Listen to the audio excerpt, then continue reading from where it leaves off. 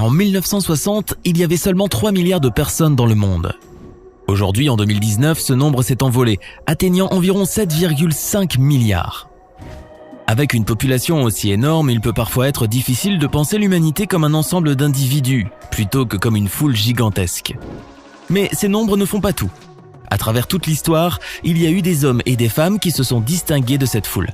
Qu'il s'agisse de l'homme le plus endurant du monde ou d'une femme dotée d'une supervision, voici les 10 personnes les plus incroyables du monde. Le lapin Energizer. Pour la plupart des gens, finir un marathon serait un exploit hors norme. Mais pas pour l'homme le plus endurant au monde.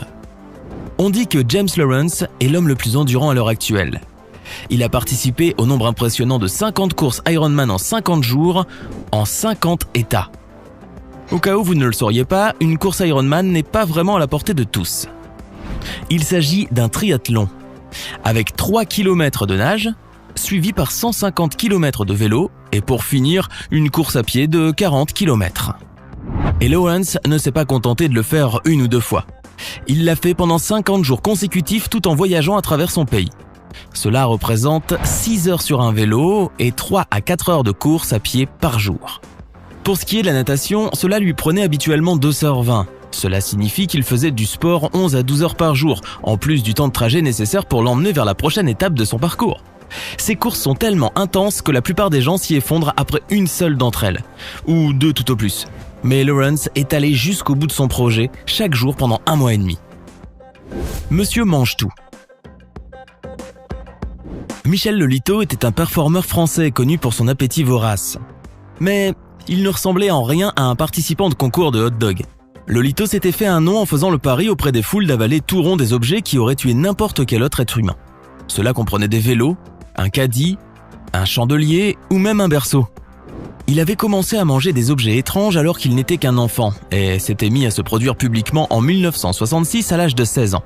Son appétit inhabituel pour les objets non comestibles était dû à une maladie connue sous le nom de pica. Mais il y avait quelque chose d'unique chez Lotito. Les médecins découvrirent qu'il avait la paroi de son estomac qui était inhabituellement épaisse. Il ne se contentait pas de manger des objets étranges. Son estomac digérait en fait des choses qu'un estomac normal serait incapable d'assimiler. Et de fait, l'un de ses repas les plus célèbres et probablement les plus fous fut un avion Cessna qu'il dévora jusqu'à la dernière miette tout au long de sa vie. Son régime surprit de nombreuses personnes. Mais il mourut le 25 juin 2007 à seulement 57 ans. Ce qui n'est pas si surprenant. Le méga savant. Avez-vous déjà suivi une voiture comportant l'un de ces stickers? Celui qui dit « Mon Golden Retriever est plus intelligent qu'un premier de classe ?» Eh bien, on pourrait parier qu'aucun d'entre eux n'est aussi intelligent que Kim Peek, connu sous le nom de méga savant. Officiellement diagnostiqué autiste, Peek fut une grande source d'inspiration du film oscarisé Rain Man. Il avait une mémoire incroyable et se souvenait de tous les livres qu'il avait lus dans sa vie. Il étonnait les scientifiques et les experts comportementaux en récitant de manière exacte des passages de centaines de livres. Il était capable de parler en détail des monarques britanniques, de donner des codes postaux précis. Il se souvenait même de compositions musicales classiques précises.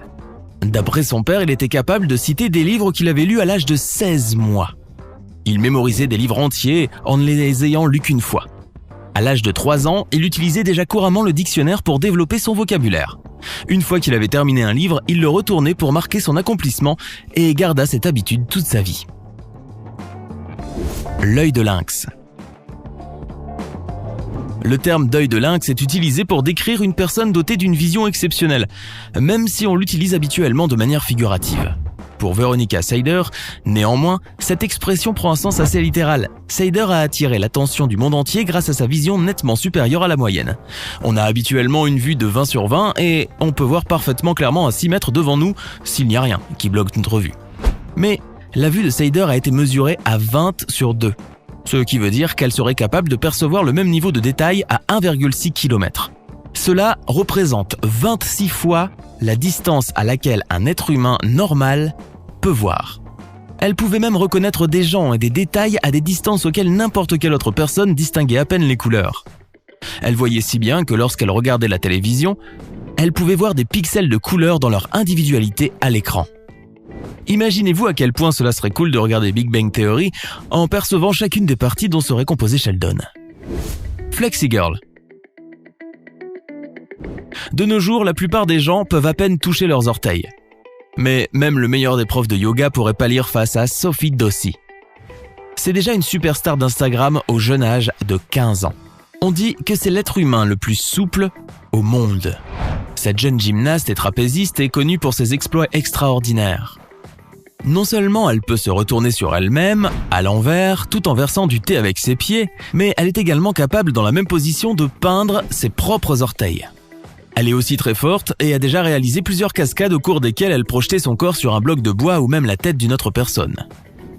Elle joue aussi de la guitare et peut tirer à l'arc avec ses pieds tout en tenant en équilibre sur un pilier. C'est cette cascade en particulier qui lui a attiré les faveurs de la foule lors de représentations privées. Avec tout le showbiz dans lequel elle est déjà impliquée, c'est un miracle qu'elle trouve encore le temps de faire des choses normales, comme faire ses devoirs ou sortir avec ses amis. L'homme le plus fort du monde. On connaît tous quelqu'un qui passe chaque instant de sa vie à la salle de sport. Mais peu importe à quel point ils s'entraînent, ils ne seront jamais aussi forts que l'homme le plus fort du monde. Louis Cyr était un homme d'1m78, passionné de bière et doté d'un corps qui ressemblait plus à celui d'un amateur de frites qu'à celui d'un athlète sérieux. Même étant enfant, il était gros. À la naissance, on dit qu'il pesait 8 kilos et qu'il pesait 180 kilos à la fin de sa carrière de compétition. Ce n'est pas exactement la corpulence à laquelle on s'attend chez l'homme le plus fort du monde. Mais Cyr avait en fait une force incroyable. À l'âge de 17 ans, il étonnait déjà les foules en soulevant des chevaux du sol. Il continua à faire étalage de sa force incroyable en faisant un squat tout en portant une plateforme sur laquelle se tenaient 18 hommes adultes, ainsi qu'une barre de 100 kg dans l'autre main. Il aurait également soulevé un poids de plus de 200 kg à l'aide d'un seul de ses doigts. Mais il a réalisé sa performance la plus célèbre le 12 octobre 1891 en soutenant le poids de 4 chevaux de trait. L'homme le plus vieux du monde. On dit parfois que ce qui détermine notre âge, c'est la manière dont on se sent dans sa tête. Alors si ce trait de sagesse populaire est vrai, l'homme le plus vieux du monde est probablement aussi jeune qu'un poussin. Suleiman Al-Moul vient de Ekeranin dans une région du nord du Liban, Lakar, et il détient le titre d'homme le plus vieux du monde, avec plus de 11 décennies. Étant donné que les registres des naissances n'étaient pas bien tenus lors de sa naissance, on ne sait pas s'il a 115 ou 117 ans. Que ce soit l'un ou l'autre, il détient tout de même le record de vieillesse mondiale, que Suleiman attribue à son travail acharné durant toute sa vie, une nourriture de qualité et une bonne dose de repos. Aussi fou que cela puisse paraître, Suleiman travaille toujours chez lui, dans sa ferme. Il commence sa journée à 5h du matin et travaille des heures et des heures sans relâche, afin de faire une sieste bien méritée et de profiter d'un repas avec sa grande famille.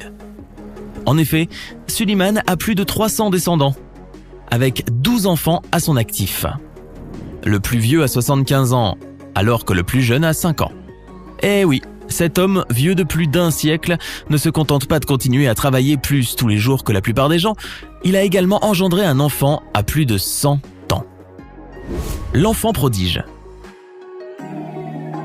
On dit que notre cerveau ressemble à une éponge élastique. Plus on l'utilise, mieux il fonctionne.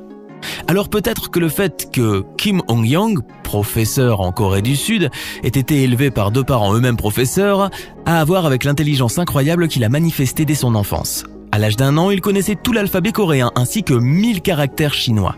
À l'âge de 3 ans, il savait résoudre des problèmes de maths complexes et avait publié des textes en langue étrangère. À l'âge de 5 ans, il pouvait parler 5 langues et était entré au lycée.